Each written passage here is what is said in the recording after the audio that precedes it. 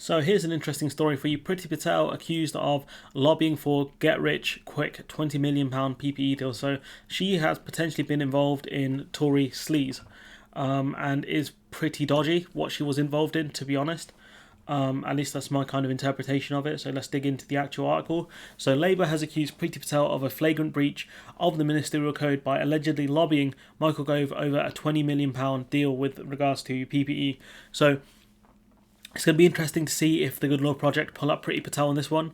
So we'll keep an eye out for that. But Rayner and the Shadow Home Secretary Nick Thomas Simmons has urged the Cabinet Secretary Simon Case to investigate the Home Secretary over alleged efforts to sway the award of a contract. So let's recap here. Priti Patel was sacked by Theresa May from the Cabinet for having illegal meetings with members of the Israeli government. Priti Patel was also accused of bullying, be it unintentionally, and was found to have broken the ministerial code for Alex Allen. This could be the third case of Priti Patel breaking the ministerial code right here, if she has indeed broken it. So Rayner, we mentioned that bit. Documents show that in May last year, Patel attempted to secure a personal protective equipment deal for the healthcare firm Pharmaceuticals Direct Limited. So you know it's another limited company which probably has no real history of manufacturing PPE. Shocker. Her efforts failed after the Home Secretary Matt Hancock said the masks were not suitable for the NHS, according to a disclosure in a legal case. But PDL was awarded a £102.7 million contract weeks later in July to provide a different type of mask. On both occasions, Samuel Jassal was Patel's contact at PDL. So Patel was asked to lobby on behalf of this company. She asked Michael Gove about this, right?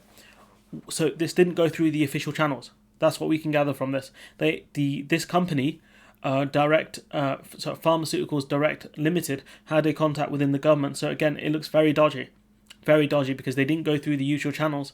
And if this company did have a good case to supply the country with PPE, why didn't they go through the official channels? Jassal stood as a Conservative candidate at 2 general elections and has met Boris Johnson and David Cameron, so this is a person who has connections to the Tory party. A spokesperson for Patel denied any wrongdoing. He said the Home Secretary rightly followed up representations made to her about the vital supply of PPE. No. If she was going to do that, she would have said to this guy Jassal, here's an email address, contact Matt Hancock's team about this. But she didn't do that, did she? She spoke to Michael Gove, which tells you that, this is a fraudulent statement. However, Labour said there was no evidence that the Home Secretary had any interest in the PPE deal until contacted by Jassal, suggesting that she did it as a favour to her friend, which looks likely. If you suddenly have an interest because you were contacted directly by someone, it does tell you that this is not a great look. This would represent a glaring and flagrant breach of the ministerial code, the letter read. Labour pointed to the principle that ministers must ensure that no conflict arises or could possibly be perceived to arise. So it doesn't, it's not clear if there is a massive conflict of interest directly, but there is a perceived conflict of interest that she's helping her friend who has connections with the Tory party, who ran as a candidate for the Tory party, to make him some money. Between their public duties and private interests, financial or otherwise, disclosure from the government in response to a pre-action letter from the Good Law Project campaign group revealed a letter Patel wrote to Gove in May last year. The Daily Mail, which reported on the documents, said the deal was worth a possible $20 million. So it's kind of crazy how even the Daily Mail are reporting on this stuff. But yeah, so far we can see that Patel was directly involved in this, lobbying Michael Gove to get a deal for this guy Jassal. In the letter, Patel expressed disappointment that the government no longer required supplies of KN95 masks from PDL, saying they have committed stock and secured supplies, exposing them to considerable financial risk and pressures. Why are you so invested in this? Who cares? They managed to get masks which weren't needed by the government and which Matt Hancock said weren't even suitable. So if this was about the first bid, the £20 million bid, it's a bit ridiculous. The late stage in which the government has decided not to use them has caused these problems, the Home Secretary wrote. So why are you so invested in this company? That's the thing. If this is just a person, a randomer, who you may or may not have connections with, asked you to get a contract with the government, why are you so invested in them, exposing themselves to financial risk? Unless, this is a friend of yours, a personal friend, or you had some sort of stake in this. The late stage in which we mentioned that. She went on to say she would be most grateful if Hancock could review the matter urgently.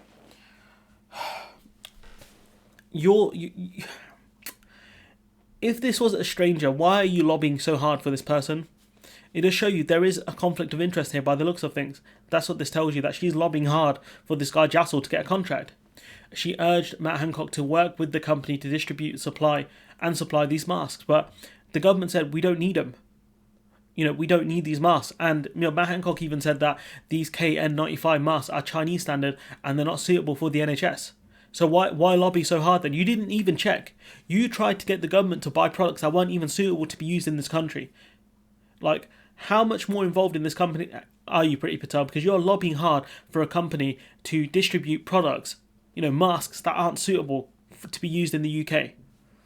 On Saturday, Rayner tweeted, in April 2020, Priti Patel should have been securing our borders against COVID, not working on get-rich-quick schemes for a Tory donor. That's a good attack line right there. That's one I want to see more of.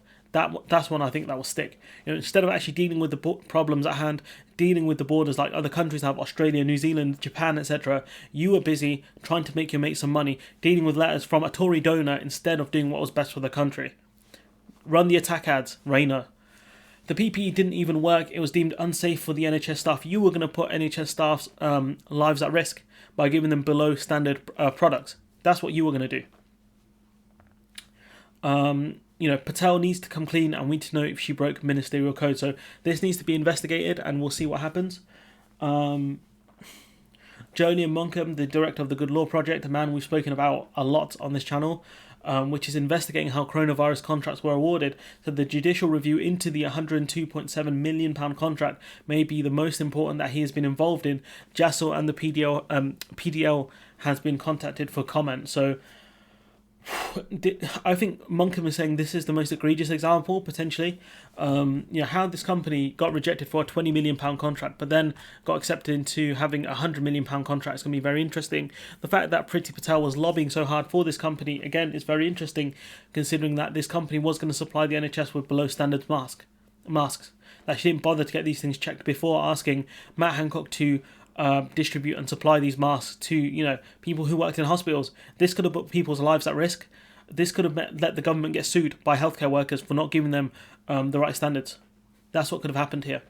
So this is Priti Patel putting the taxpayer at risk and also putting the NHS at risk. So when these people tell you they care about the country, they don't. She cared more about Jassel and the PDL than she ever cared about the people within this country. Anyways, I'm going to leave it there. Let me know what you think in the comments below. Like, comment, share, subscribe, and hopefully I'll see you in the next one.